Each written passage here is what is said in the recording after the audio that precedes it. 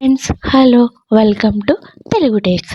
ఈరోజు మనం road side చేసే మిరపకాయ బజ్జీ ఎలా చేస్తారో చూద్దాం.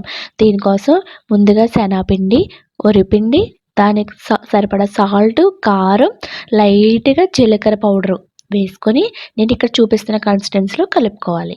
తర్వాత ఒక దాంట్లో చింతపండు గుజ్జు, అలాగే కొంచెం వాము, కొంచెం వరిపిండి మొత్తం కలిపి కూడా ఇలా కనపడుతున్నట్టు ముద్దగా తయారు చేసుకొని ఆల్రెడీ మనం కట్ చేసి పెట్టుకున్న మిరపకాయలోని పిక్కలన్నీ తీసి దాంట్లో పెట్టుకోవాలన్నమాట.